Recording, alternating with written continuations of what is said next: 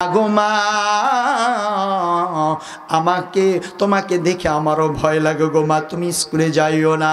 ইউনিভার্সিটির ভিতরে গেছে আর মা যাইতে পারে না।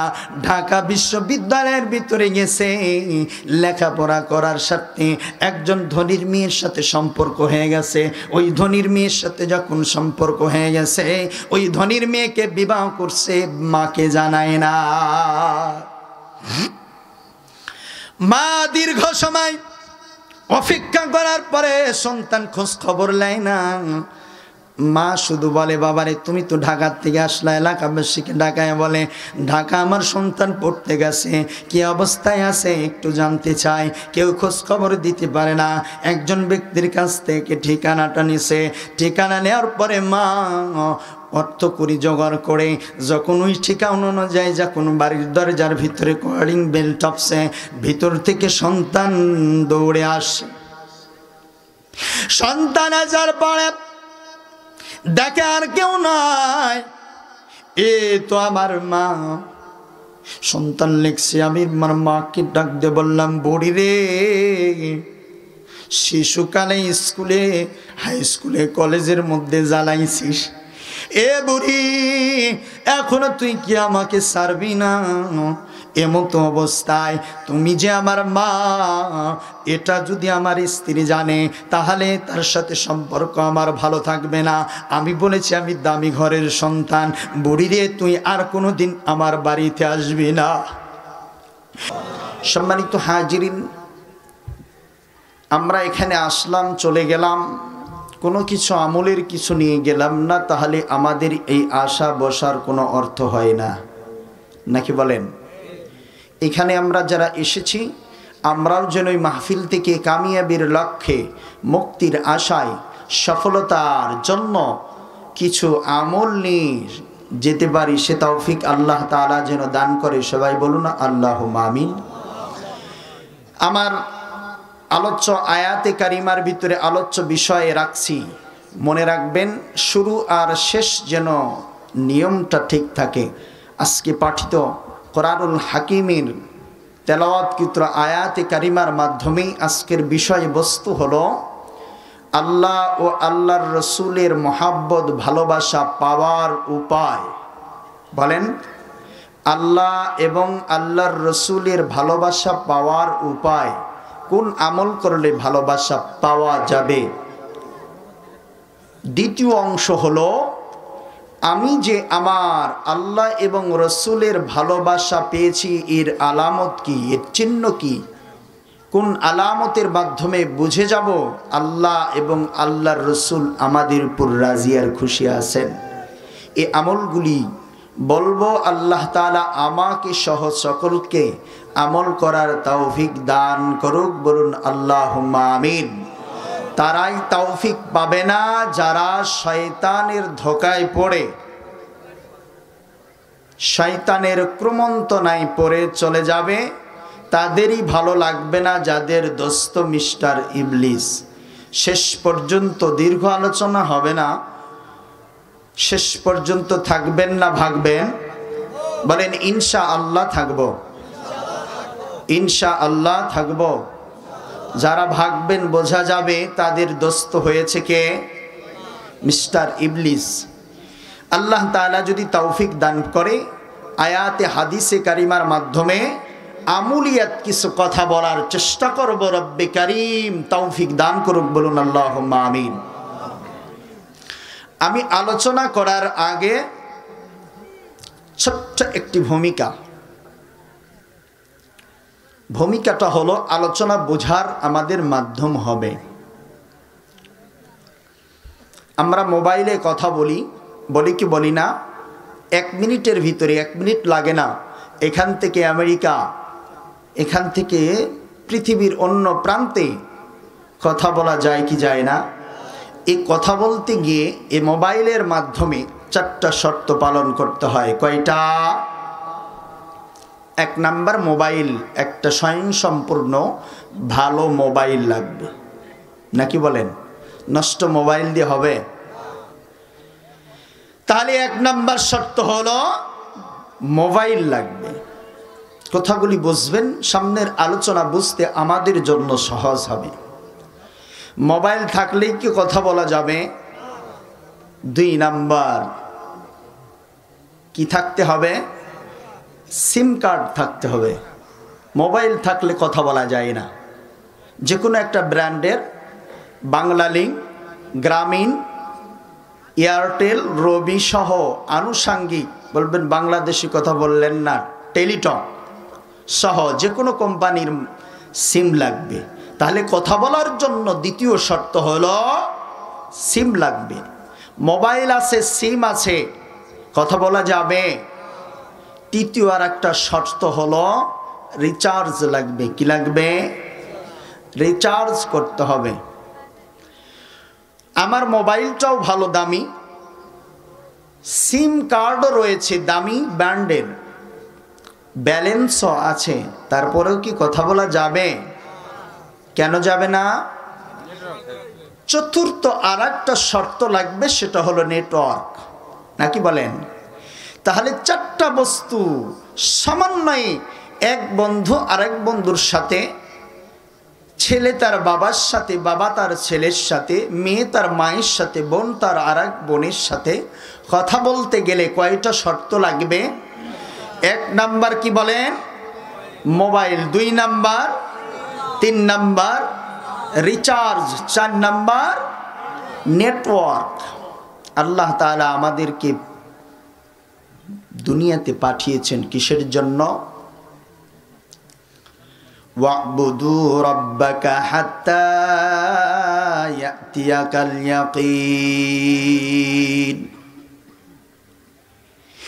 দয়াময় আল্লাহ আমাদের দুনিয়াতে পাঠিয়েছেন। গোলাম রে, তুমি দুনিয়ার বুকে তুমি আমার ইবাদত করবা। ওমা খালাকতুল জিন্না ওয়াল ইনসা ইল্লা লিয়াবুদুন। আমার আপনার দয়াময় আল্লাহ ডাক দিয়ে বলেন, গোলাম তোমাকে সৃষ্টি করেছি শুধু আমার দাসত্ব গোলামির জন্য। আমরা যদি প্রশ্ন করি, রব কতদিন পর্যন্ত তোমার গোলামি আর দাসত্ব করব? আল্লাহ তাআলা তাফসীর আয়াত দ্বারা আয়াতি তাফসীর করে দিলেন, ওয়া'বুদু রাব্বাকা হাত্তা ইয়াতিয়াকাল ইয়াকিন।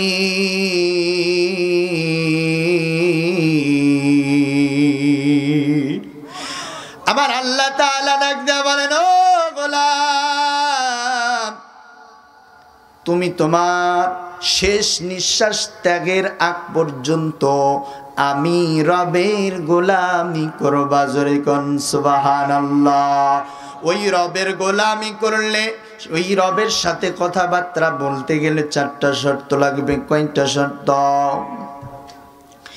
1 নাম্বার হলো জিন আর ইনসান হতে হবে। ভাই কেন কেন আওয়াজ আসছে? 1 নাম্বার শর্ত জিন আর ইনসান হতে হবে। আমার আপনার দয়াময় আল্লাহ ডাক দিয়া বলেন, ওয়ামা খালাকতুল জিন্না ওয়াল ইনসা ইল্লা লিয়াবুদুন। গোলাম রে, তুমি জিন হও মানুষ হও, আমার ইবাদত করো। হাত্তা ইয়াতিয়াকাল ইয়াকিন। মুফাসসিরিনে কেরাম ইয়াকিন শব্দের অর্থ করছেন হাত্তাল মাউত, মৃত্যুর আগ পর্যন্ত আমার দাসত্ব আর গোলামি করো। 1 নাম্বার মোবাইলের মতো জিন অথবা ইনসান হতে হবে। 2 নাম্বার সিম কার্ড। মানুষ হইলেই হবে না। আবার আল্লাহ তাআলা ডাক দিয়া বলেন, ঈমান নামক সিম কার্ড ভিতরে ঢুকাইতে হবে। মানুষ হইলেই মুক্তি পাবে না, নাজাত পাবে না, বরং ঈমান নামক সিম কার্ড ঢুকাইতে হবে। পৃথিবীর ভিতরে অনেক মানুষ আছে, জিন আছে, যারা আল্লাহকে বিশ্বাস করে না, রসুলের দিন মানে না, তারা কখনো মুসলমান হতে পারে না। 2 নাম্বার জান্নাতে যাইতে গেলে আল্লাহ তাআলার সাথে কথোপকথন করতে হলে মাহশরের ময়দানে নাজাত প্রাপ্তদের ভিতরে হইতে হলে 2 নম্বর শর্ত ঈমান নামক সিম কার্ড লাগাইতে হবে। ঈমান নামক সিম কার্ড লাগাইলেই যে কামিয়াব তা কিন্তু না। শুরু থেকে যদি জান্নাতে যাইতে চাও তাহলে তৃতীয় আরেকটা ফ্লাক্সি দিতে হবে, আমাল নামক ফ্লাক্সি লোড দিয়ে নিজের আমল নামাকে পরিবর্তন করতে হবে। জোরে কোন ঠিক কিনা? আমল না থাকলে জান্নাতে যাওয়া সহজ হবে না। ব্যালেন্স না থাকলে যেমন কথা বলা যায় না, আমল না থাকলে আল্লাহর জান্নাতে যাওয়া যাবে না। তবে ঈমানদার হলে শাস্তি ভোগ করে জান্নাতে যাবে, ওটা আর বাত, অনেক দূরের কথা। তাহলে 3 নম্বর ফ্লাক্সি লোড লাগবে আমাল। এই আমলটা করব নেটওয়ার্কের ভিতর থাকতে হবে। আমাদের নেটওয়ার্ক কি? মুহাম্মাদুর রাসূলুল্লাহ, জোরে কোন সাল্লাল্লাহু আলাইহি সাল্লাম। তাহলে আল্লাহর জান্নাত পাইতে হলে, মাহশরের ময়দানে কামিয়াবি লক্ষ্য করতে হলে 4টা শর্ত লাগবে। জিন ইনসান হইতে হবে। 2 নাম্বার ঈমান নামক সিম কার্ড লাগাইতে হবে।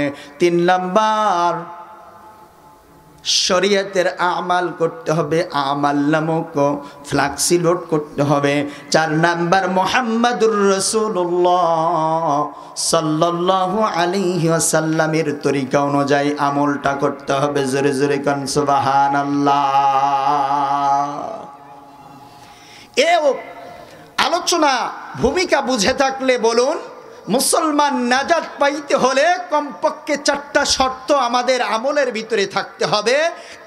মানুষ হওয়ার পরে ঈমানদার হতে হবে, ঈমানদারের সাথে সাথে শরীয়তের আমাল করতে হবে। 4 নাম্বার, এই আমলটা করব নিজের মন করা নয়, নিজের নফসের উপর জুলুম করে নয়, নিজের নফস অনুযায়ী নয়, বরং মুহাম্মাদুর রাসূলুল্লাহ সাল্লাল্লাহু আলাইহি সাল্লামের তরিকা অনুযায়ী। জোরে জোরে কোন সুবহানাল্লাহ।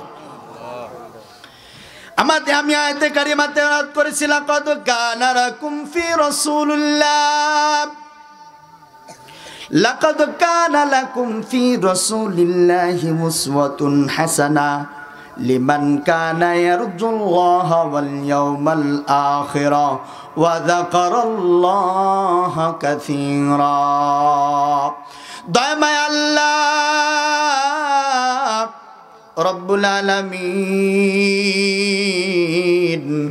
কুরআনুল কারীমের ভিতরে সূরা আহজাবের 21 নম্বর আয়াতে বলে, 3টা শর্ত যার মধ্যে পাওয়া যাবে সেই ব্যক্তির জন্য আমার একটা আদর্শ নমুনা দিয়ে দেব। যারা লিমান কানা ইয়ারজুল্লাহ ওয়াল ইয়াউমাল আখিরা, যারা আমি আল্লাহর আশা রাখে নাজাতের ফায়সালা হবে। ইয়ারজুল্লাহ ওয়াল ইয়াউমাল আখিরা, আর আশা রাখবে আখিরাতের। ওয়া যাকারাল্লাহা কাসীরা, আমার আল্লাহ তাআলা ডাক দিয়ে বলেন, গোলাম রে দুনিয়ার ভিতরে আমার স্মরণ রাখে। এই 3টা গুণ যার ভিতরে পাওয়া যাবে, লাকাদ কানা ফি রাসূলিল্লাহি উসওয়াতুন হাসানা, ওই ব্যক্তির জন্য আমার পয়গম্বরে আরবির আদর্শটা হলো উত্তম নমুনা। জোরে কোন সুবহানাল্লাহ। মুহাম্মাদুর রাসূলুল্লাহ সাল্লাল্লাহু আলাইহি ওয়াসাল্লাম। বন্ধুরে, এই আয়াত কারিমার ভিতরে মুফাসসিরিনে কেরাম লিখছেন, কওল ফেল আর রাসূল করিম সাল্লাল্লাহু আলাইহি সাল্লামের আমালকে বলা হয় রাসূলের হাদিস। এটার উপর, এই 3টার উপর আমাল করার জন্য আল্লাহ রাব্বুল আলামিন ইঙ্গিত দিতেছেন। অন্য আয়াতে কারিমার ভিতরে বলেন, কুল ইন কুনতুম তুহিব্বুনাল্লাহ, কুল ইন কুনতুম তুহিব্বুনাল্লাহ ফাত্তাবিউনি ইউহিব্বুকুমুল্লাহ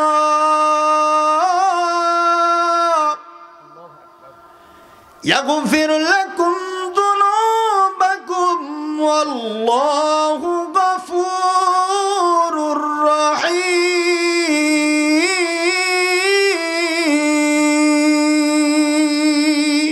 আল্লাহু আকবার। আমার আপনার দয়া মায়া আল্লাহ রব্বে কারীম বান্দাদেরকে আয়াতের কারিমার ভিতরে পুরোপুরি রাসূলের ইত্তেবাকে রাসূল আকরাম সাল্লাল্লাহু আলাইহি সাল্লামের পথ মত চলার জন্য সরাসরি অর্ডার করলেন। ওগো নবী, আপনি আপনার উম্মতিদেরকে আমার বান্দার বান্দিদেরকে বলে দেন ফাত্তাবিউনি, যারা ইউহিব্বুকুল ইন কুনতুম তুহিব্বুনাল্লাহ, যারা আমি আল্লাহকে ভালোবাসতে চায় নবী গো তাদেরকে বলে দেন ফাত্তাবিউনি, তারা যেন আপনার অনুসরণ অনুকরণ করে প্রত্যেকটা ক্ষেত্রে, কাজে কর্মে, বাড়ির থেকে নিয়ে সংসার পর্যন্ত, এরকম ভাবে চুলা জ্বালানো থেকে নিয়ে ভাত খাওয়া পর্যন্ত, মসজিদ থেকে নিয়ে সংসার পর্যন্ত সমস্ত কার্যকলাপ চলবে পয়গম্বরে আরবীর সুন্নাত অনুযায়ী। জোরে কোন সুবহানাল্লাহ। তাহলে কি হবে? ফাত্তাবিউনি, ও আমার পয়গম্বর, আপনি আপনার উম্মতদেরকে বলে দেন আপনার অনুসরণ অনুকরণ যদি করে আমি আল্লাহ তাআলা নগদে দুইটা পুরস্কার দিব। জোরে জোরে কান সুবহানাল্লাহ। এক নাম্বার ইউহিব্বুকুমুল্লাহ, আমার পয়গম্বরের উদ্দেশ্য করে বলেন আমি তোমার অনুসরণ যারা করবে তাদেরকে ভালোবাসবো। জোরে জোরে কোন সুবহানাল্লাহ। সুবহানাল্লাহ। আল্লাহর ভালোবাসা যদি পাওয়া যায় আর আমাদের কোনো কিছুর প্রয়োজন হয়, দুই নাম্বার আল্লাহ তাআলা ডাকদা বলেন এ গোলাম, তোমরা যারা আমার প্রিয় নবীর অনুসরণ করবা ইউহিব্বুকুমুল্লাহ, আমি আল্লাহ ভালোবাসবো। সাথে সাথে শুনে নাও ইয়াগফির লাকুম যুনুবাকুম ওয়াল্লাহু গফুরুর রহিম। গোলাম রে, বেখেয়ালি পড়িয়া তুমি যে গুনাহগুলি করেছ, এখন যদি তোমার জীবনটা আমার পয়গম্বরের সুন্নাত অনুযায়ী চালাইতে পারো, নবীর আদর্শ তোমার জীবনের ভিতরে, পারিবারিক জীবনের ভিতরে, তোমার সামাজিক জীবনের ভিতরে, তোমার রাষ্ট্রীয় জীবনের ভিতরে যদি তোমার পয়গম্বরের সুন্নাহ অনুযায়ী চালাইতে পারো, তাহলে বুঝে নিবা আমি আল্লাহ তাআলা তোমার পূর্বের গুনাহগুলি মাফ করে দিব। জোরে কান সুবহানাল্লাহ। আমার পয়গম্বর আরবী ফাত্তাবিউনি এর ব্যাখ্যায় হাদিসে কারিমার ভিতরে, হাদিসের ভিতরে ইরশাদ করেন লা ইউমিনু আহাদুকুম হাত্তা কুনা হাব্বা ইলাইহি মিন ওয়ালিদিহি ওয়া ওয়ালাদিহি ওয়ান নাসি আজমাইন। পয়গম্বর আরবী বলেন ততক্ষণ পর্যন্ত কোনো মানুষ ইমানদার হইতে পারবে না যতক্ষণ পর্যন্ত আমি রাসূলকে নিজের জানের চাইতে, নিজের মালের চাইতে, নিজের সন্তানের চাইতে, এমনকি পৃথিবীর সব কিছুর চাইতে আমি রাসূলকে মহব্বত না করবে ততক্ষণ পর্যন্ত প্রকৃত ইমানদার হতে পারবে না। সাহাবায়ে কিরাম রিদওয়ানুল্লাহি তাআলা আজমাইন দেখেন কত ভালোবাসছেন নিজের জান দিয়ে। জেরুজালেম যুদ্ধ করতেছেন, খ্রিস্টানদের সাথে আমার পয়গম্বরের সৈনিকদের জিহাদ। দল লিডার হলেন আমর ইবনুল আস রাদিয়াল্লাহু তাআলা আনহু। আমর ইবনুল আস রাদিয়াল্লাহু তাআলা আনহু জেরুজালেম আক্রমণ করতে চান। দীর্ঘ কয়েকদিন পর্যন্ত যুদ্ধ চালাইতেছেন, বিজয় হয় মুহূর্তের মধ্যে যুদ্ধের ক্ষান্তর ঘোষণা এসে যায়। আমর ইবনুল আস রাদিয়াল্লাহু তাআলা আনহু যুদ্ধ ক্ষান্ত করে সেদিনের মতো সমাপ্ত করে রাত্রি বেলা খাওয়া দাওয়া করে যখন বিশ্রামে যাবেন সালাতুল হাজাতের নামাজ পড়ার ঘোষণা শুনতে পায়। খ্রিস্টানদের পক্ষ থেকে ঘোষণা শুনে, শোনো শোনো দেশবাসীরা, শোনো পৃথিবীবাসী, মুহাম্মাদুর রাসূলুল্লাহ সাল্লাল্লাহু আলাইহি ওয়াসাল্লামের সৈন্যরা শুধু আমাদের সাথে যুদ্ধ করে ক্ষান্ত হয় নাই, বরং আমাদের তাদের দাবি তিন খোদার এক খোদা ঈসা রূহুল্লাহকে তারা নাকটা ভেঙে দিয়ে আমাদের কলিজায় আঘাত হেনে দিয়েছে। আমর ইবনুল আস রাদিয়াল্লাহু তাআলা আনহু হতভম্ব হয়ে গেলেন। সাহাবায়ে কেরামদেরকে নিয়ে পরামর্শ করলেন, ও সাহাবায়ে কেরাম, তারা তো পরাজয় বরণ করবে বিধায় তারা একটা কৌশল অবলম্বন করতেছে।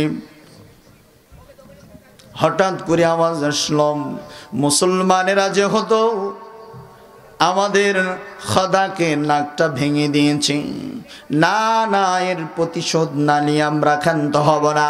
তবে এর প্রতিশোধ, এর বিনিময় হবে যতক্ষণ পর্যন্ত মুহাম্মদ নাউজুবিল্লাহ তার মূর্তিটা বানিয়ে আমরা নাক না ভাঙবো, ততক্ষণ পর্যন্ত আমরা খ্রিস্টানরা ক্ষান্ত হব না। জোরে জোরে কর নাউজুবিল্লাহ। এই তো কয়েকদিন আগে বাংলার জমিনটা মূর্তিতে ভরে গিয়েছিল, ঠিক কিনা? বেশি দিন নয়, কিছুদিন আগে এই মূর্তিকে অপসারণ করার জন্য যখন গ্রিক দেবীর মূর্তি সংসদের সামনে রাখা হলো, ওলামায়ে কেরাম শুধু ওই ন্যাংটা মূর্তিকে সরানোর জন্য যখন ডাক দিল, এই স্বৈরাচারী শেখ হাসিনার দল, ইসলামের দুশমন, মুসলমানের দুশমন ওলামায়ে কেরামকে, তাওহীদি জনতাকে জেলের কাঠগড়ায়, জেলের ভিতরে নির্যাতন করে আয়না ঘরে ফাঁসির জলিতে ধরিয়েছেন, ঠিক কিনা? কিন্তু ওলামায়ে কেরাম আল্লাহর কাছে ফরিয়াদ দিয়েছিল, আল্লাহ, এ সন্তুষ্ট যদি তোমার হয়ে থাকে, রব্বে কারীম কারো কাছে বিচার দেই নাই, তোমার কাছে দিয়ে দিলাম। আল্লাহ তাআলা দেরিতে হলেও কবুল করেছে। আপনারা দেখেছেন শুধু গ্রিক দেবীর মূর্তি নয়, মরে মরে মরে মরে মরে মরে থেকে আল্লাহ তাআলা উলামায়ে কেরামের এই প্রচেষ্টাকে কবুল করেছে। এজন্য প্রত্যেকটা মোড়ে মোড়ে জনগণের টাকা দিয়ে, জনগণের রক্ত দিয়ে, জনগণের শ্রম দিয়ে এই টাকাগুলি বাবার মূর্তি বানিয়ে শেষ করে দিয়েছিল। তারপরেও তাওহীদি জনতা ওই মূর্তিগুলি শুধু ভেঙে শেষ করে নাই, শেষ পরিণাম দেখেছেন, জুতার মালা গলায় দিয়েছে, ঠিক কিনা? তারা ওলামায়ে কেরামকে জেলের ভিতরে আবদ্ধ করেছিল। আজ 15 থেকে 17 বছর পর্যন্ত ওলামায়ে কেরাম হকের আওয়াজ দিতে পারে নাই, জেল জুলুম খেটিয়েছেন। কোরআনের পাখি অনেক ওলামায়ে কেরাম ছিল, আল্লামা শফি, আল্লামা মামুনুল হক, আল্লামা দেলাওয়ার হুসাইন সাইদি রাহিমাহুমুল্লাহ সহ কোরআনের পাখিদেরকে জেলের ভিতরে নির্যাতন করেছে, ঠিক কিনা? যারা আজকে জুলুম করেছে আল্লাহ ছাড় দেন, কিন্তু ছেড়ে দেন না। তাদের স্থান বাংলার জমিন হয় নাই, বাংলার জমিন হয় নাই, মামুর বাড়ি দিল্লিতে গিয়ে উঠেছে, ঠিক কিনা? এজন্য এখনো হুঁশিয়ার করে বলতে চাই, এখনো যারা বাংলার, যারা ক্ষমতা যাওয়ার আশা রাখছো, ওলামায়ে কেরামকে মাইনাস করে, ওলামায়ে কেরামকে জেলের ভিতরে রেখে, ওলামায়ে কেরাম তাওহীদি জনতাকে ভয় দেখিয়ে নির্যাতন করলে আল্লাহ তাআলা তোমাদের উপর গজব নাজিল করবেন, ঠিক কিনা? সম্মানিত হাজিরিন, মূসাকে সুযোগ দিয়েছিলেন, ফেরাউনকে ছাড় দিয়েছিলেন, ছেড়ে দেয় নাই। নমরুদকে ছাড় দিয়েছিলেন, ছেড়ে দেয় নাই। আবু জেহেলকে ছাড় দিয়েছিলেন, ছেড়ে দেয় নাই। হাসিনা সহ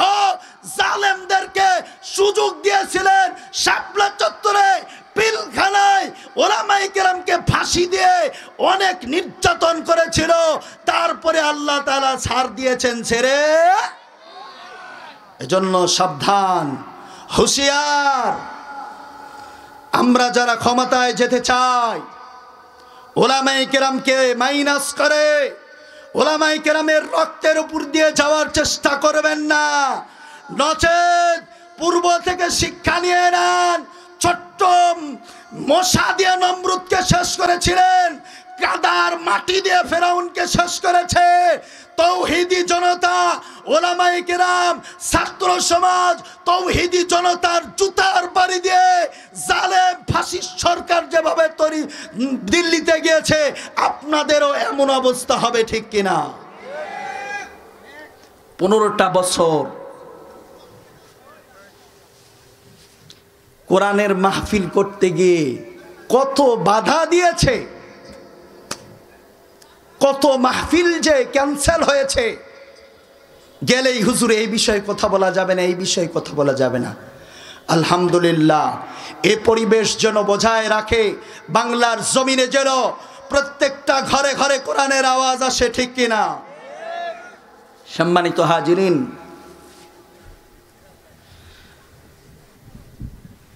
মুসলমান কারো উপর আঘাত হানে না। দেখছেন, নতুন করে যখন শাসন এ বাংলার জমিন যখন স্বাধীন হচ্ছিল, দেখছেন মাদ্রাসার তলবে আলেমরা, তৌহিদ জনেতারা লা ইকরাহা ফিদ্দিন লাকুম দীনুকুম ওয়ালিয়া দীন কোরআনের উপর কিভাবে আমল করেছেন দেখছেন। তাদের মন্দিরের উপরে হামলা করে নাই, তাদের বাড়িঘরের উপর হামলা করে নাই, একটা নজিরও দেখাতে পারবেন না। তবে হ্যাঁ, যারা তাদের বাপদাদার দল মনে করেছিল কিয়ামত পর্যন্ত থাকবে, যে স্বৈরাচারীরা জুলুম মুসলমানদের উপর করেছিল, তাদের কিঞ্চিত মাত্র হয়েছে। এর পরিমাণ ধীরে ধীরে আল্লাহ তাআলা আরো করে দিবেন, ঠিক কিনা? এই পানি লাগবে। আমর ইবনুল আস রাদিয়াল্লাহু তাআলা আনহু যখনই কানের ভিতরে শুনতে পাইলেন আমার পয়গম্বরের মূর্তি বানানো হবে, আমর ইবনুল আস রাদিয়াল্লাহু তাআলা আনহু ওই রাত্রি বেলায় ঘোষণা করে দিলেন, যাও যাও পাদ্রীদের কাছে যাও, যে কোনো বিনিময়ে আমার পয়গম্বরের মূর্তি বানানো যাবে না।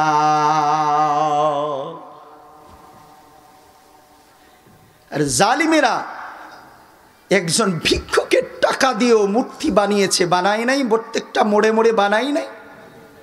আমার পয়গম্বর মূর্তিকে অপসারণ করার জন্য দুনিয়াতে আগমন করেছিলেন। আমাদের জাতির পিতার নাম যেন কি? ইব্রাহিম খলিলুল্লাহ। কিছুদিন আগেও তো আপনাদের জুলুম করা হয়তো, জাতির পিতা অন্য আর একজন। হ্যাঁ, সম্মানিত হাজিরিন, ইব্রাহিম মূর্তিকে মানে নাই, এক তাওহীদের দাওয়াত দিয়েছেন, অগ্নিকুণ্ডের ভিতরে নিক্ষেপ করা হয়েছে। আমার পয়গম্বর খলিলুল্লাহকে জিজ্ঞাসা করা হয়েছিল, ওগো ইব্রাহিম, ওগো পয়গম্বর, আপনি দুনিয়ার ভিতরে যতদিন অবস্থান করছেন গো পয়গম্বর, সবচাইতে আরাম দিনগুলো কোন দিনগুলি ছিল? ইব্রাহিম খলিল ডাক দে বলে, নমরুদ যেই 3 দিন অগ্নিকুণ্ডের মধ্যে ফালাইল, ওই 3টা দিন আমার রব আমাকে যেইভাবে মেহমানদারি করাইছে, ওই 3 দিনের চাইতে আর আরামদায়ক কোনো দিন ছিল না। জান্নাতে দো জোকসে ইয়া রব ক্যা কারো, জান্নাতো দো জোকসে ইয়া রব ক্যা কারো, আরজু হাই মাই তুঝে দেখা করো। কোনো অবস্থাতে মূর্তি বানানো যাবে না। যখন এই প্রস্তাবটা নিয়ে জেরুজালেমের খ্রিস্টান পাদ্রীদের কাছে নিয়ে যাওয়া হলো, ডাক দে বলতেছে, না না, আমাদের প্রভু নাউজুবিল্লাহ ঈসার মূর্তি ভেঙেছে, এর প্রতিদান এটা করাই যাবে। ডাকদা বলে যে কোনো বিনিময়, বলে বিনিময় একটা হতে পারে, আমরা মুহাম্মাদের মূর্তি বানাবো না, তবে যদি তোমাদের দলনেতা আমর ইবনুল আস জনসম্মুখে স্টেজ করিয়া যদি তার নাকটা কেটে দেওয়া যায়, তাহলে তোমাদের নবীর আমরা মূর্তি বানাবো না। আমর ইবনুল আস এক কথা শোনার সঙ্গে সঙ্গে ডাক দেয়া বললেন, সাহাবায়ে কেরামকে বলো। বলে আমির, আপনি এখানে নাকটা কাটা যাওয়া মানে আমাদের মুসলমানদের পরাজয়। আমর ইবনুল আস রাদিয়াল্লাহু তাআলা আনহু ডাক দিয়ে বলতেছেন, ও সাহাবায়ে কেরাম, আমি প্রস্তাবে রাজি হয়ে গেলাম। বলে হুজুর এটা কি করছেন, আমরা তো পরাজয় বরণ করব। ডাক দিয়ে বলে, সাহাবায়ে কেরাম শোনো শোনো, কিয়ামতের দিন মুসিবতের আমর রে তোমার কি অবস্থা? আমার পয়গম্বর শাফিউল মুজনিবিন, আমার পয়গম্বর যদি ডাক দিয়ে বলে, আমর ইবনুল আস তুমি দুনিয়ার বুকে ছিলা রে, আর আমার মূর্তিটা বানাইছে, না না আজকে তোমার জন্য সুপারিশ করতে পারবো না। ও সাহাবায়ে কেরাম, ওই দিন আমি কি জবাব দেব?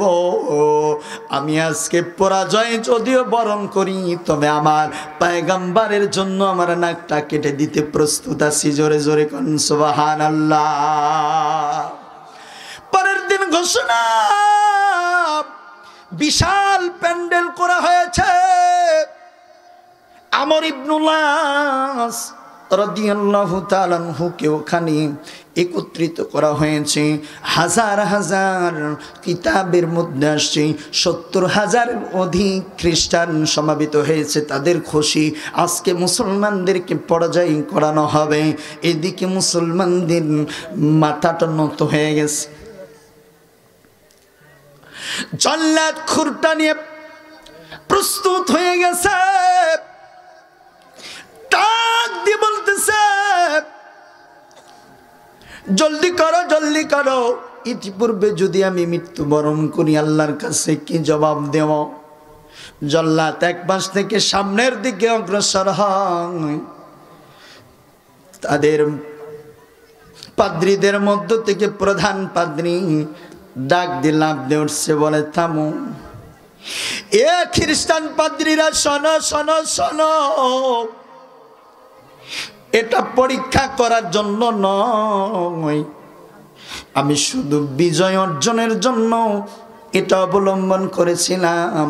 তবে দেখলাম মুসলমানেরা শুধু নাকটা নয়, ওই পয়গম্বরের জন্য জীবন নয় কলিজা বের করে দিতে প্রস্তুত আছে।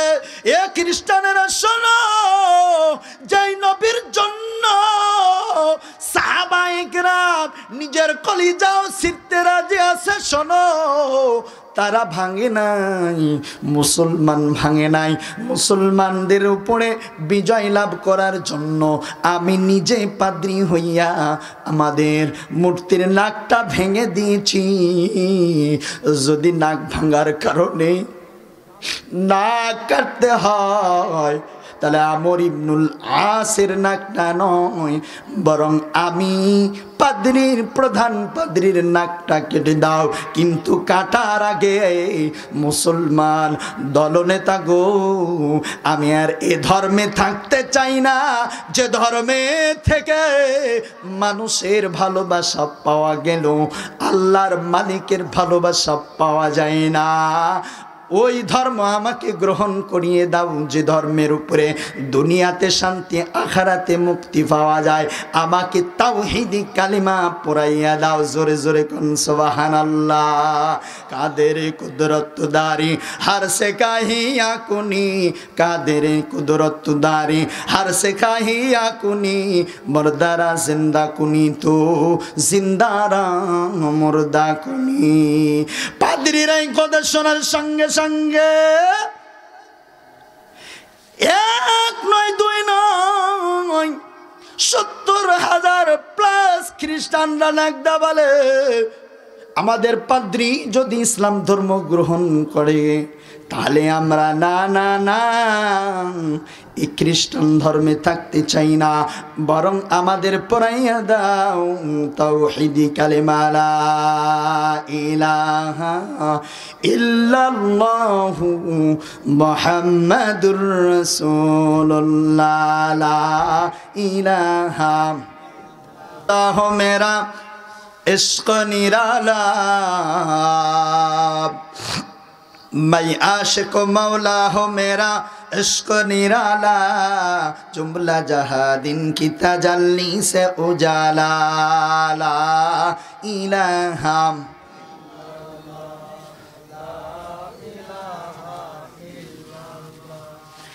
ला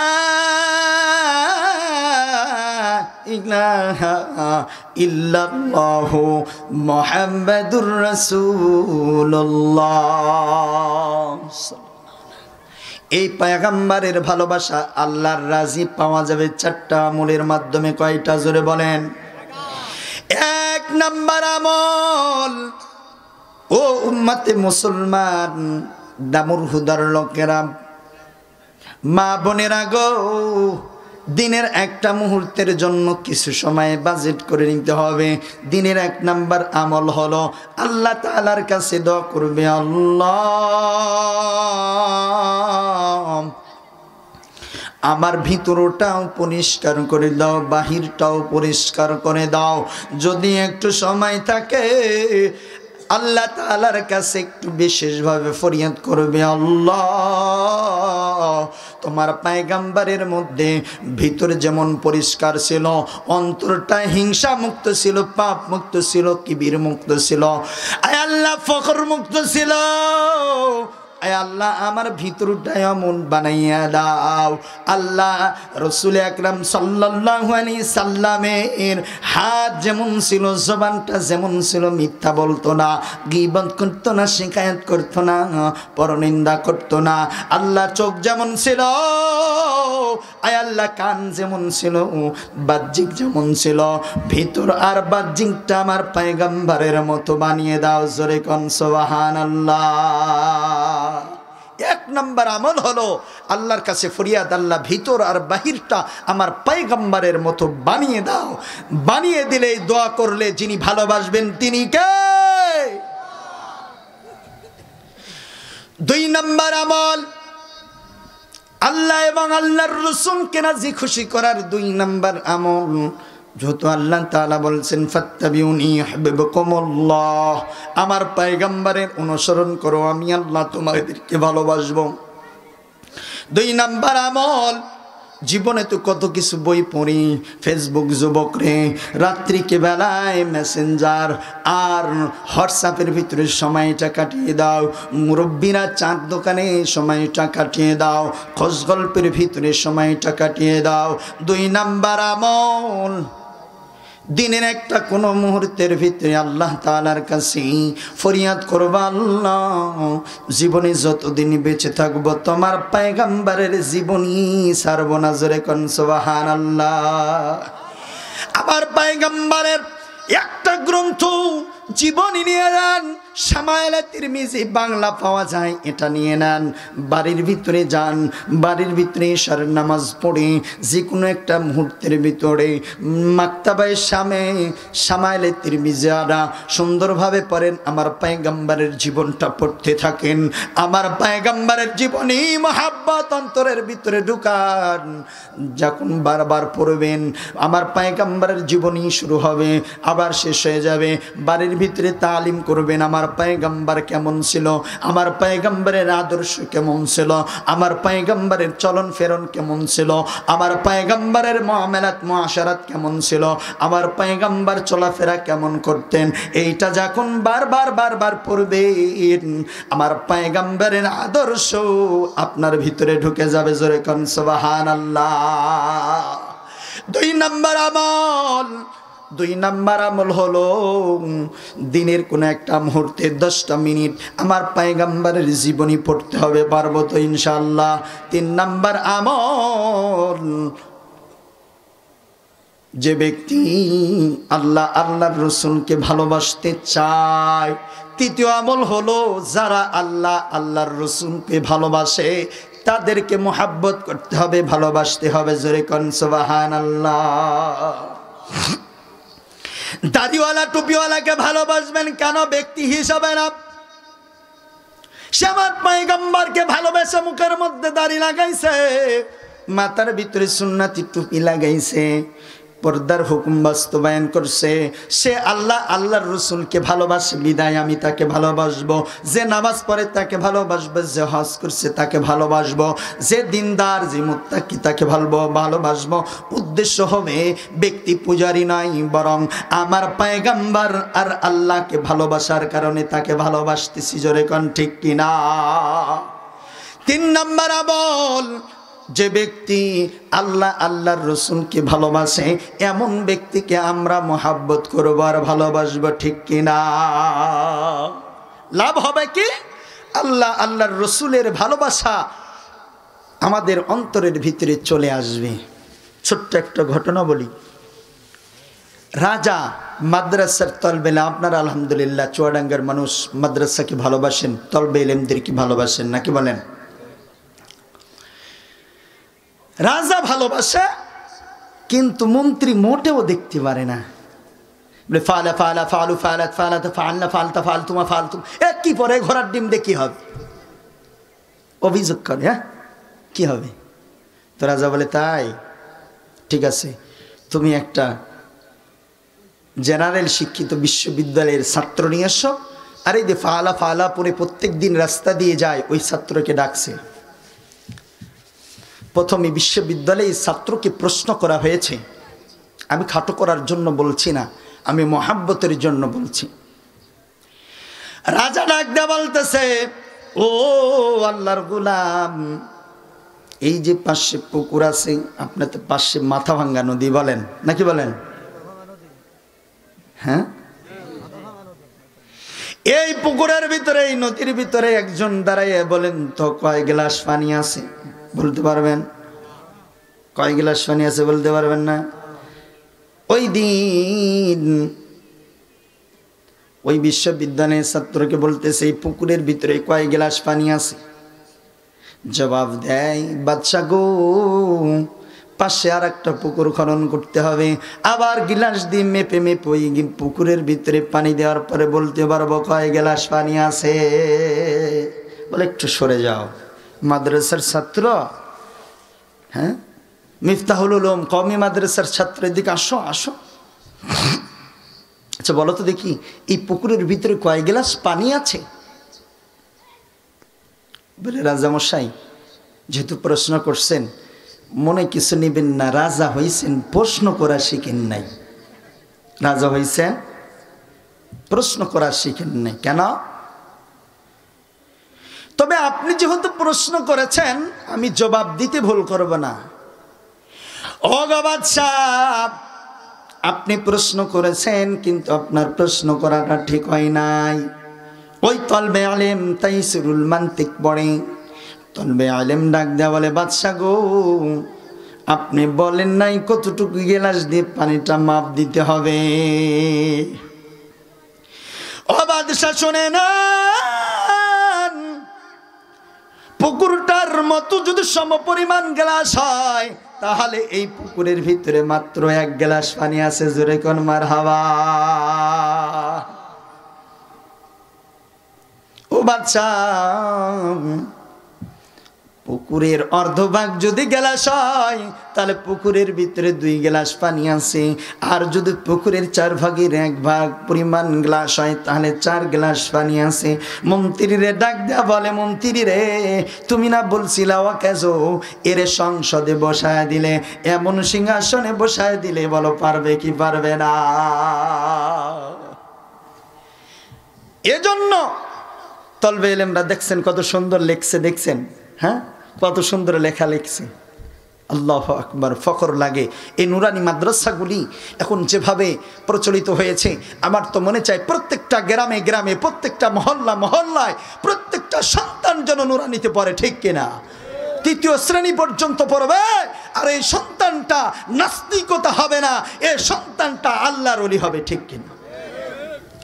3য় শ্রেণী পর্যন্ত পড়ান, কোরআনের জ্ঞান থাকার কারণে আপনার সন্তান বড় ডাক্তার হবে, ঘুষখোর ডাক্তার হবে না। আপনার সন্তান ডক্টর হবে, ঘুষখোর হবে না। আপনার সন্তান পুলিশ অফিসার হবে, ডিআইজি হবে, এমপি হবে, মন্ত্রী হবে, কখনো ঘুষ সুদ আর টেন্ডারবাজি করবে না, ঠিক কিনা? ছোট্ট একটা ঘটনা বলি। আপনার সন্তান আজকে জানাজা পড়ানেওয়ালা হবে, যদি হুজুর সময় পাই নাই, জানাজার নামাজ এই ছোট্ট ছোট্ট বালকরা কত সুন্দর করে নির্ভুল ভাবে পড়ায়। কোকিল আর কাককে চেনেন? হ্যাঁ, কোকিলের কণ্ঠ সুন্দর না, কাকের কণ্ঠ কর্কশ, কিন্তু আল্লাহ তাআলা কোকিলের ভিতরে কণ্ঠ দিলেও বাচ্চা ফুটানোর যোগ্যতা দেয় নাই। বাচ্চা ফুটানোর, তাহলে এত কোকিল হুজুর আসে কই থেকে? নিজের চোখে দেখেছি অনেক সময় শালিক আর কাকের বাসায় পুরুষ কোকিলটা যখন ডিম পাড়ার সময় হয়ে যায়, পুরুষ কোকিলটা ঘুরঘুর করে কাক ওকে আক্রমণ করার জন্য 2টা কাক যখন দৌড়ায়, তখন কোকিল চালাকি করে মেয়ে কোকিলটা নিজের ডিমটা পেরে ওই ডিমটা ফেলে দিয়ে চলে আসে। আপনারা জানেন কি জানেন না? তারপরে অপেক্ষা করে কোন সময় পর্যন্ত বাচ্চা ফুটে যায়, বড় হয়ে যায়, যখন ডাক দেওয়া শুরু করবে, ডাকটা যখন দিবে, মা কোকিল গাছের আড়াল থেকে ডাক দিয়ে বলে কৌ বলে ডাক দেয়। ওই বাচ্চাটা জন্মগত টান থাকার কারণে এদিক তাকায় ওদিক তাকায়, কিরে কোন থেকে আসে এ সুর তো আমার অতি পরিচয়। ওই কাকের পিছনে আর ঘুরে না, মাকে খোঁজার জন্য ওই আওয়াজ ফলো করে মায়ের কাছে চলে যায়।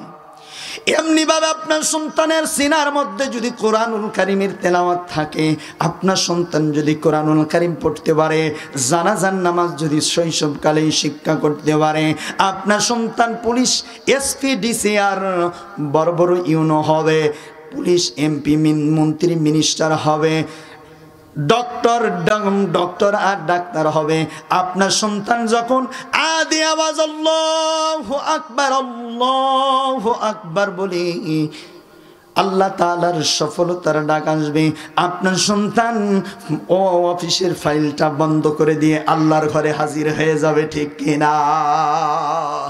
আপনার সন্তানের অন্তরের মধ্যে কোরআনুল কারীমের জ্ঞান থাকার কারণে শৈশবকালে আপনার সন্তানকে আপনি যখন কোরআনুল কারীমের তেলাওয়াত শিখাইছেন, জানাজার নামাজ 3য় শ্রেণী পর্যন্ত শিখে ফেলে দেয়। আপনি যখন মৃত্যুবরণ করবেন, ভাড়া করা হুজুর নিয়ে আসার দরকার হবে না।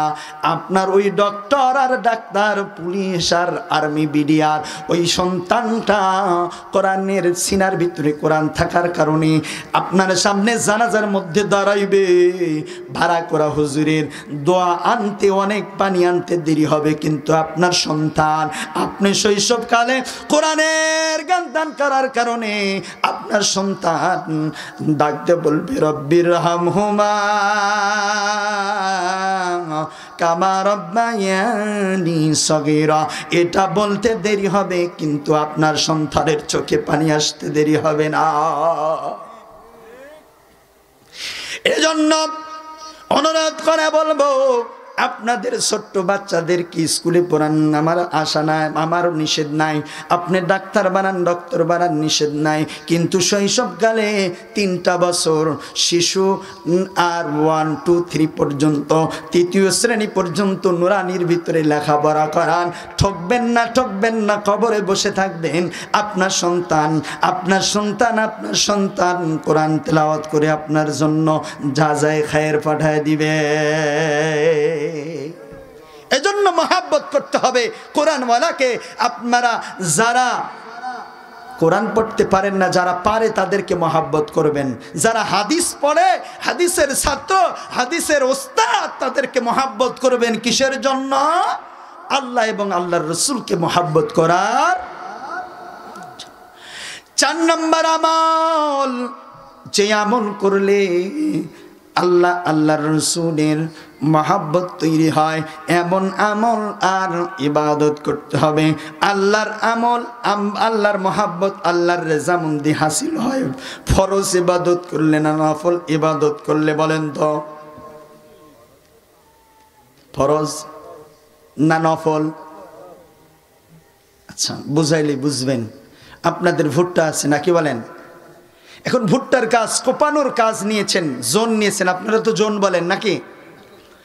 8টা টু 12টা, মাঝখানে আবার পানি খাবার দিতে হয় নাকি? তো 12টা পর্যন্ত মালিক 20 জন জোন খাটছে। খাটার পর ডাক দিয়ে বললেন, বাবা অল্প একটু জমিন বাকি আছে। আসলে তোমাদের তো ডিউটি ছিল 12টা পর্যন্ত, এখন 12টা 1 বাজে, আর 10টা মিনিট যদি তোমরা কাজ করতে পারো তাহলে একটু উপকার হতো। এখন কিছু জনের ভিতরে, 20 জনের ভিতরে 18 জন বলল, আমাদের ডিউটি ছিল 8টা টু 12টা, এই 8টা থেকে 12টা পর্যন্ত আমি ডিউটি করেছি, আমার আর দরকার নেই, আমি তো ডিউটি পালন করেছি। আমার শ্রমিকের যে শ্রম এটা দিয়েছি, আমি মজুরি পাবো। 2 জন ব্যক্তি বললে যে 4 ঘন্টা যখন দিতে পারলাম, 10টা মিনিট তো পারবই। বলেন, এই অতিরিক্ত 10 মিনিট যে কাজ করবে তার উপর রাজি খুশি হবে মালিক, না ওই 4 ঘন্টার উপর? যে বলেন 10 মিনিট।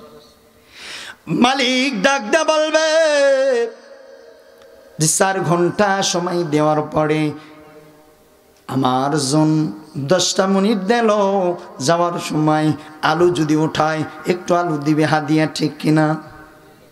ভুট্টা বলে 2টা ভুট্টা নিয়ে যাও, পেঁয়াজ বলে খাবার জন্য কিছু পেঁয়াজ নিয়ে যাও। 5 ওয়াক্ত নামাজ আমার আল্লাহ তাআলা ফরজ করেছেন। ফরজ ইবাদতের পাশে, ওয়াজিবাতের পাশে, সুন্নাতের পাশাপাশি যখন গোলাম 2 রাকাত নফল নামাজের ভিতরে দাঁড়াইয়া যায়, আমার আল্লাহ তাআলা ফেরেশতাদেরকে ডাক দিয়ে বলে, ফেরেশতারে তুই তো আমার বনি আদমকে বানাইতে নিষেধ করেছিলি। এ ফেরেশতা দেখ আমার গোলাম আমার হুকুম পালন করার পরেও আমাকে রাজি খুশির জন্য দাঁড়ায় গেছে। এ ফেরেশতা তোরা সাক্ষী থাক, আমি আমার বান্দার সমস্ত গুনাহগুলি মাফ করে দিলাম। তাহলে নফল ইবাদতের মাধ্যমে আমরা আল্লাহর রেজামন্দি হাসিল করব। আর 2 নম্বর অংশ হলো 4টা ইবাদতের ভিতরে রসুলকে মহাব্বত পাওয়া যায় এমন আমল। আল্লাহর রসুলের দিনের কোনো একটা মুহূর্তে আল্লাহর রসুলের উপর বেশি বেশি দরুদ শরীফ পড়ব। পারবো তো ইনশাআল্লাহ? পারবো তো ইনশাআল্লাহ? পারবো। ফায়দা কি হবে? আমার পয়গম্বর বলেন, মান সাল্লা আলাইয়া সাল্লাল্লাহু আলাইহি আশারা। আমার পয়গম্বর আরবি ডাক দিয়ে বলেন, যে ব্যক্তি আমার উপরে একবার দরুদ শরীফ পড়বে, আল্লাহ তাআলা কমপক্ষে তার উপরে 10টা রহমত নাজিল করবেন। জোরে কোন সুবহানাল্লাহ। আব্দুল্লাহ ইবনে মুবারক কিতাবের মধ্যে লেখছেন, হজের ভিতরে যাওয়ার পরে একটা যুবককে দেখতে পাইলেন। ওই যুবকটা বারবার শুধু আমার পয়গম্বরের দরুদ শরীফ পড়তেছে। এবার আমি হজের ভিতরে গেলাম, একজন আল্লাহর পাগল দেখলাম, শুধু দরুদ, ওই 7টা চক্করের ভিতরে চক্কর না দিয়া শুধু পড়তেছে, তো তওয়াফের দোয়াগুলি না পড়ে শুধু রাসূলুল্লাহর দরুদ শরীফ পড়তেছে। আব্দুল্লাহ ইবনে মুবারক রহমাতুল্লাহ আলাইহি যুবকটাকে যখন দেখলেন 7টা চক্কর দেওয়ার পরে যখন তপ শেষ হয়ে যায় হযরত আসমাতে চুম্বন করার পরে যখন মাকাম ইব্রাহিমের কাছে 2 রাকাত নামাজ পড়ছে, নামাজ পড়ে যখন সাফা মারওয়া সাই করতে যাবে, এই মুহূর্তের মধ্যে আব্দুল্লাহ ইবনে মুবারক রহমাতুল্লাহ আলাইহি ওই যুবকের সাথে আবার দেখা হয়ে গেল। দেখা হয়ে ভালোই হয়ে গেল। আব্দুল্লাহ ইবনে মুবারক রহমাতুল্লাহ আলাইহি ডাক দিয়ে বললেন, যুবক, আল্লাহ তাআলা তোমাকে আল্লাহর ঘরের জন্য কবুল করেছে। এ যুবক রে, কিন্তু দেখলাম তুমি দোয়া দরুদ পারো না, আল্লাহ তোমাকে তৌফিক দিয়েছে, কেন তুমি দোয়া শিখো না? যুবক ডাক দিয়ে বলে, হুজুর, দোয়া যে পারি না এমন নাই গো হুজুর। কয়টা দোয়া আপনি জানেন আর আমি কয়টা জানি, একটু বসেন। বলে, বাবা রে, কেন তুমি তাহলে দরুদ শরীফ শুধু পড়ছিলা? ডাক দে বলতেছে, হুজুর, আমি যে শুধু দরুদ শরীফ পড়ছি, দুনিয়ার ভিতরে দরুদের যে ফজিলত পাইছি গো পায়ে হুজুর, পয়গম্বরের দরুদের ভিতরে যে ফজিলত পাইছি, অন্য কোন দোয়া দরুদের ভিতরে তত ফজিলত পাই নাই। জোরে জোরে কোন সুবহানাল্লাহ। এ জীবন কেমন ফজিলত পাইছো? বলে, হুজুর, আপনাকে তো চিনি না, আমি একবার দুইবার নয়, বহুতবার হজ করেছি, আল্লাহ তাআলা তার ঘরে আসার তৌফিক দান করেছে। হুজুর গো, প্রত্যেকবার আমার বাবাকে নিয়েছিলাম। আলহামদুলিল্লাহ, আমার একটা মনের তামান্না ছিল, আল্লাহ, বাবা মা সহ যেন তোমার ঘরে তওয়াফ করতে পারি। ফখরের জন্য না, আপনাদেরকে বোঝানোর শুকরিয়া আদায়ের জন্য বলছি। এবছর আমার আব্বা আম্মা সহ আল্লাহ তাআলার ঘর পয়গম্বরের রওজা তার জিয়ারত করার তৌফিক পেয়েছি। এ হুজুর, এবারও আমি আমার বাবার সাথে বাইতুল্লাহ সফরে আসছিলাম। আগের জামানায় তো হেঁটে হেঁটে হজ করা লাগতো, এখন তো প্লেনের ভিতরে 6 ঘন্টার ভিতরে ঢাকা টু জেদ্দা যাওয়া যায়। হুজুর, আমরা কাফেলা করে আসছিলাম, হঠাৎ করে জঙ্গলের ভিতরে আমাদের কাফেলাটা পড়ে যায়। আমাদের কাফেলা ওখানে তাবুগারা হয়। হঠাৎ করে দেখতে পাইলাম আমার বাবার অত্যন্ত জ্বর, প্রখর জ্বর আসছে। কাফেলা ওখানে ক্ষান্ত করে দেওয়া হলো। দীর্ঘ সময় অপেক্ষা করার পর পরের দিন যখন রওনা হওয়ার সময় আসলো, কিন্তু আমার বাবার চেহারা, আমার বাবার শারীরিক অবস্থা এর চাইতে উন্নত হয় না। হুজুর, বড় আশ্চর্যের বিষয় হলো, কাফেলা ডাক দিয়ে বলল, ও গোলাম, তোমার বাবাকে তুমি সেবা করো, আমরা তো তোমার বাবার জন্য এতটুক সময় দিতে পারবো না। আমরা রওনা করলাম, এই রওনা করার পর সময় যদি পাও, তুমি যদি তোমার বাবা সুস্থ হয়ে যায় আমাদের সাথে মিলিত হও।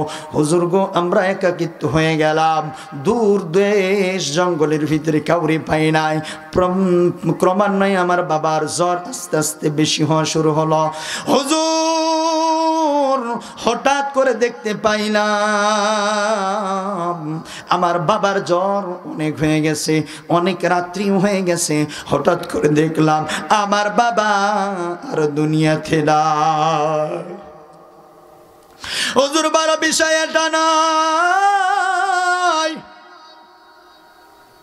কিছুক্ষণ পরে দেখলাম আমার বাবার চেহারা কোন বদামূলের কারণে আমার বাবার চেহারাটা শুকরের চেহারা হয়ে গেছে।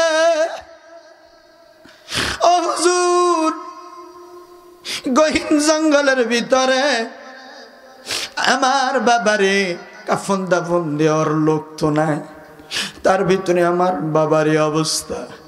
আমি কাঁদতে কাঁদতে কখন জানি ঘুমায় গেছি।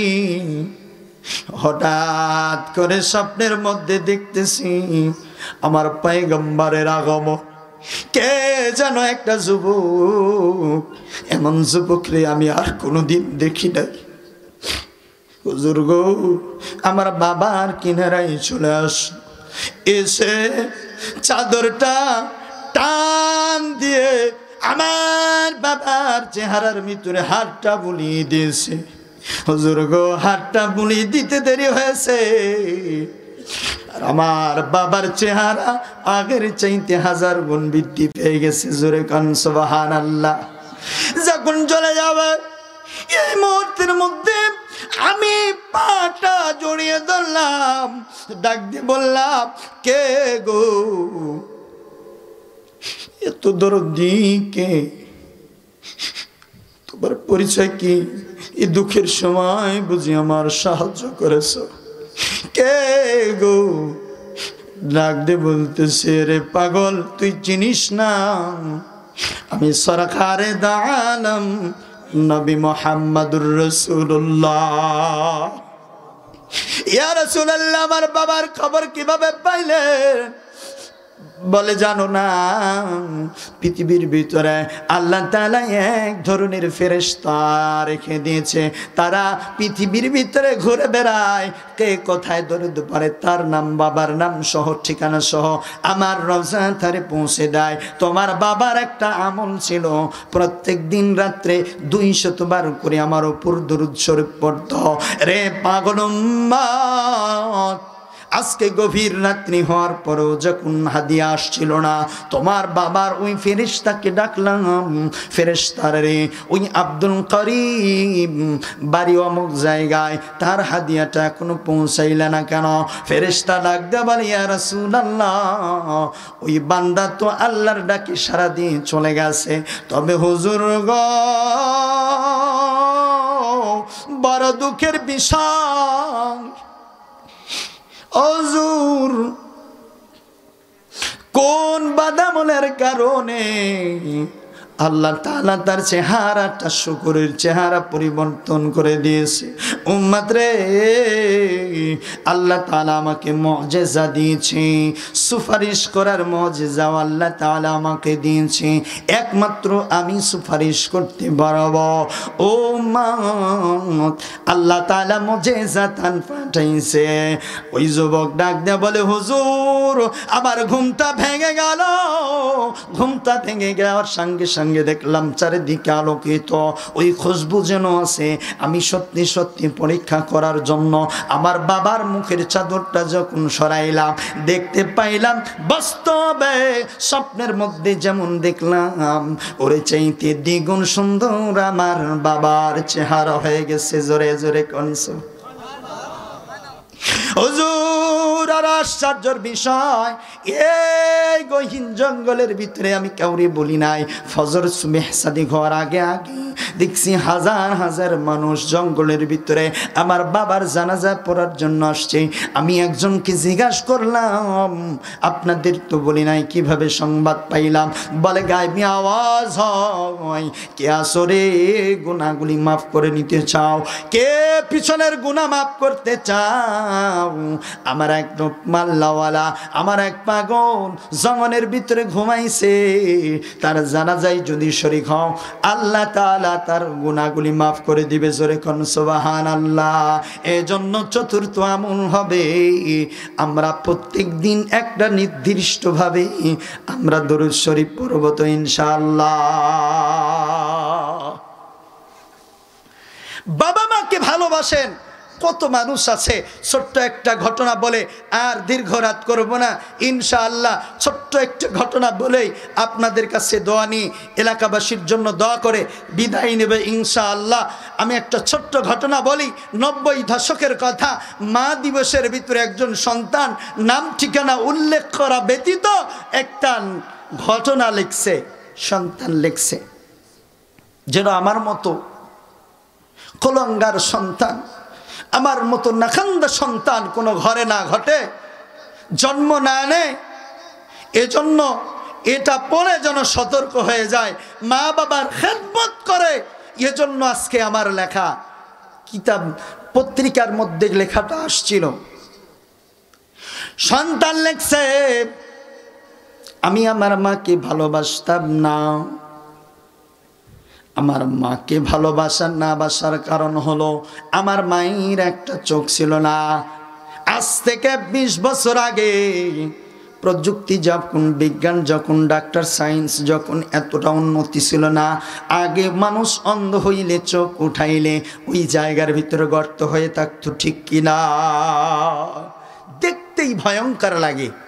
এখন তো বিভিন্ন চোখ লাগানো যায়, স্বাভাবিক চোখের মতো দেখা যায়, যদিও দেখতে না পাওয়া যায় তবে অনুমান করা যায় সে অন্ধ না। সন্তান লেখছে, আমি আমার মায়ের উপর অনেক জুলুম করছি। কিভাবে জুলুম করছি? ডাক দিয়ে বলতেছে, সন্তান, আমি আমার মাকে দেখতে পাইতাম না। ছোট্টকালে যখন আমার মা আমাকে স্কুলে দেখতে যাইত, স্কুলের সমস্ত ছাত্র ছাত্রীরা বলতো, কানের বেটা, কানের বেটা। এই জন্য আমার মাকে বারবার বলতাম, মা গো স্কুলে যাবা না। কিন্তু তারপরেও আমার মা শোনে নাই। আমার মা স্কুলে যাইতো, হাই স্কুলে গেলাম, ছেলে পেলেরা আমার মাকে দেখে ভয় লাগতো, আসলেই ভয় লাগতো। গো মা, আমাকে, তোমাকে দেখে আমারও ভয় লাগে গো মা, তুমি স্কুলে যাইও না। ইউনিভার্সিটির ভিতরে গেছে, আর মা যাইতে পারে না। ঢাকা বিশ্ববিদ্যালয়ের ভিতরে গেছে, লেখাপড়া করার সাথে একজন ধনীর মেয়ের সাথে সম্পর্ক হয়ে গেছে। ওই ধনীর মেয়ের সাথে যখন সম্পর্ক হয়ে গেছে, ওই ধনীর মেয়েকে বিবাহ করছে, মাকে জানায় না। মা দীর্ঘ সময় অপেক্ষা করার পরে সন্তান খোঁজ খবর নেয় না।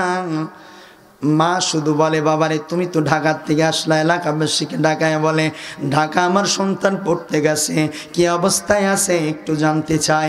কেউ খোঁজ খবর দিতে পারে না। একজন ব্যক্তির কাছ থেকে ঠিকানাটা নিছে। ঠিকানা নেওয়ার পরে মা অর্থ করি জোগাড় করে যখন ওই ঠিকানা অনুযায়ী যখন বাড়ির দরজার ভিতরে কলিং বেল টপসে, ভিতর থেকে সন্তান দৌড়ে আসে। সন্তান আসার পরে দেখে আর কেউ নয়, এ তো আমার মা। সন্তান লেখছে, আমি আমার মাকে ডাক দিয়ে বললাম, বুড়ি রে, শিশুকালে স্কুলে, হাই স্কুলে, কলেজের মধ্যে জ্বালাইছিস, এ বুড়ি এখনো তুই কি আমাকে ছাড়বি না? এমতো অবস্থায় তুমি যে আমার মা, এটা যদি আমার স্ত্রী জানে তাহলে তার সাথে সম্পর্ক আমার ভালো থাকবে না। আমি বলেছি আমি দামি ঘরের সন্তান, বুড়ি রে তুই আর কোনোদিন আমার বাড়িতে আসবি না। লিখছেন, আমার মায়ের ভাষা ছিল, বাবারে অনেকদিন যাবত তোরে দেখি না, দেখার জন্য তুই আমার বাড়িতে যাস না। এ বাবা, এই জন্য আসছিলাম, টাকার জন্য আসি নাই রে বাবা, বড় কষ্ট করে তোরে মানুষ করেছিলাম রে বাবা, তোরে দেখার জন্য আসছিলাম। বলে টাকা পয়সা লাগলে আমি পাঠায় দিব, আর কোনো দিন বুড়ি, কানি বুড়ি তুই আসবি না। তোর চেহারা দেখলে আমার পরিবারের লোক, আমার স্ত্রী তোকে পছন্দ করবে না। দীর্ঘদিন যাওয়ার পর ওই সন্তান বড় অফিসার হয়েছে। বড় অফিসার হওয়ার কারণে পাশের গ্রাম ভিজিট করার জন্য আসছে, একটা অনুষ্ঠানের প্রধান অতিথি হিসাবে যখন আসছে, পাশের গ্রামে আসার পরে মায়ের একটু মহাব্বত জমছে। দেখি যখন আসছি, যখন নিকটবর্তী যখন আসছি, না না না আর সময় নষ্ট করব না, একটু দেখে যায়। মায়ের মহাব্বতটা অন্তরের ভিতরে লাগছে। গ্রামে যাওয়ার পরে ছোট্ট ঘরের ভিতরে ডাক দা বলছে, মা গো মা, দরজা খুলে দাও মা। সন্তানের করুণ আওয়াজ শোনার পরে ঘর তো খুলে নাও। দীর্ঘ সময় খটখটে আওয়াজ শোনার পরে ভাঙ্গা দরজাটা খুলে দেওয়া হলো। খুলে দেওয়ার পরে দেখা যায় যারে চিনি না একটা বৃদ্ধ মহিলা সে ধরা দেয়। বলে কে গো? বলে বাড়ির মালিক কো। বলে তুমি কার কে? এই বাড়ির বুঝি সাহেব? বলে হ্যাঁ আমি বাড়ির সাহেব, এই মায়ের সন্তান। চোখের পানি ওই বৃদ্ধা মহিলা ছেড়ে দিয়ে ঘরের ভিতরে ঢুকে গেছে। ঘরের ভিতরে ডাক দেব যাওয়ার পর ছোট্ট একটা চিরকুটি নিয়ে আসছে। চুয়াডাঙ্গার যুবক, রক্তের গরমের কারণে তুমি বাবাকে গালি দাও, জনম দুঃখিনী মাকে তুমি লাথি মারো, মাকে বকা দাও, অথচ এই মা তোমাকে 9 মাস পেটের মধ্যে ফেলেছিল। এ সন্তান, তোমার ফ্ল্যাটের একটা ঘর যখন মায়ের জন্য হয় না, অথচ মায়ের ছোট্ট একটা পেটের মধ্যে তোমার 9 মাস 10 মাস সময়টা ছিল রে সন্তান। এ যুবক, সায়েন্স বলছে যখন সন্তান বড় হয়ে যায় মায়ের কলিজা বরাবর সন্তানের পাটা লাগিয়ে দেওয়া হয়। দেখবেন, খোঁজ খবর নিয়ে দেখবেন। আমি আমার স্ত্রীকে দেখেছি, আগে তো বুঝি না। অনেক সময় ঘুমের ভিতরে আমার স্ত্রী জেগে গেছে, ডাক দিয়ে বলেছি কি হয়? বলে আপনি ঘুমান, আমার বুকের ভিতরে যেমন কেমন লাগে। মা ভাত খাইতে পারে না, ভাতের থালার মধ্যে পানি দিয়ে উঠে যায়, মা বসতে পারে না। বাবা পরিশ্রম করে টাকা পয়সা ইনকাম করে সন্তানের জন্য। বলে বাবারে, কোনোদিন তুই এই রোদের ভিতরে খাটতে পারবে না রে। চুয়াডাঙ্গার যুবক, দামুর হুদার যুবক রে, ওই বাবা মাকে কষ্ট দিও না, আল্লাহর জান্নাত তোমার জন্য হারাম হয়ে যাবে। বৃদ্ধা মহিলা ডাক দিয়ে বলে বাবা, তোমার মা কিছুদিন পূর্বে দুনিয়ার থেকে চলে গিয়েছে, যাবার আগে একটা খেদমত পাই না। বাবারে, আমি তোমার দূর সম্পর্কের খালা লাগি। আমি শেষ বয়সে টুকিটাকি তোমার মায়ের সেবা করেছি। বড় করুণ অবস্থায়, নিঃস্ব অবস্থায়, ওষুধ ব্যাগরে ওষুধ বিনা পয়সা তোমার মা ইন্তেকাল করছে। এ বাবা মৃত্যুর আগে আমার কাছে একটা আমানত দিয়েছে, এই লিচির কোট। এ বাবা আমাকে বলেছিল যদি কোনোদিন আমার সন্তানে বাড়িতে আসে, আমার শেষ ইচ্ছা ছিল আমার সন্তানকে কথাগুলি বলে যাওয়ার, কিন্তু বলে যাইতে পারলাম না। আমার সন্তানকে এই চিঠিটা দেবা। সন্তান কান্দে আর কাঁদে, কি হবে? চিঠিটা খুলে দিয়েছে। খোলার পরে সন্তান পড়তেছে, বাবারে তুই শুধু আমার কানা চোখটাই দেখলি, অন্ধ চোখটাই দেখলি, তুই আমাকে ঘৃণা করছিস রে বাবা, কিন্তু কোনদিন শুভ মাকে কষ্ট দিও না, বাবাকে কষ্ট দিও না রে যুবক। যুবক ডাক দে বলে, আমি পড়ছিলাম আমার মা বলছে, বাবারে কোনোদিন তো জিজ্ঞাসা করলি না মাগো তোমার এই চোখটা কেমনি ভাবে অন্ধ হয়ে গেছে? এ বাবা তুই যখন বললি না যদি কোনোদিন এই চিঠিটা তোর কাছে যায় রে বাবা, তাহলে তুই আমার ঘটনাটা পড়ি। বাবারে তুই যখন পেটে আসিস, তোর জন্মের পরেই কিছুদিন পরেই তোমার বাবা দুনিয়ার থেকে জগৎ ত্যাগ করে চলে যায়। এ বাবা, আমার যৌবনকাল ছিল, কিন্তু তোর মুখের দিকে তাকাই আমি কোনো জায়গায় আর দ্বিতীয়বার বিবাহ করি নাই। বাবা, গরিব হওয়ার কারণে মানুষের বাড়িতে শ্রমিকের কাজ করে, ঘর ঝাড়ু দিয়ে, বাসন মেজে মেজে জীবিকা উপার্জন করেছি। ওর থেকে টাকা জমাইয়া জমাইয়া তোমারে আমি কষ্ট করি নাই বাবারে, কষ্ট দেই নাই, স্কুলে পড়াইছি রে বাবা। এ বাবা, হঠাৎ করে একদিন তোর টাইফয়েড জ্বর হয়ে গেল। তোর চিকিৎসা দিতে দিতে গিয়ে যখন টাঙ্গাইল মাতানপুরে লিখছে ঢাকা মেডিকেল কলেজের মধ্যে তোমাকে নেওয়া হলো, ডাক্তার বলল তোমার সন্তান টাইফয়েডের কারণে চোখটা হারাইতে যাবে। এই মুহূর্তের মধ্যে একটা চোখ কিছুটা ভালো আছে, একটা চোখ নষ্ট হয়ে গেছে। তোমার সন্তানের চোখ যদি বাঁচাইতে চাও তাহলে একটা চোখ স্থাপন করতে হবে। এ বাবা, ওই সময় আমি ডাক দিয়ে বলছিলাম, ডাক্তার গো দেরি করেন না, এত টাকা পয়সা আমার নাই। মানুষের কাছে চেয়ে চিন্তি যে টাকা নিয়ে আসছিস তাও প্রায় শেষের দিকে। ডাক্তার গো, আমার বয়স তো শেষ হয়ে গেছে, আমি তো সন্তানের জন্যই বেঁচে আছি। ও ডাক্তার, দেরি করিয়েন না, আমার একটা চোখ তুলে দেন, একটা চোখ তুলে আমার সন্তানের চোখে লাগাইয়ে। এ বাবা, কোনোদিন তুই বললি না, ডাক্তার বলেছিলেন তোমার চোখটা যদি দেওয়া হয় তুমি সারা জীবনের জন্য অন্ধ হয়ে যাওয়া।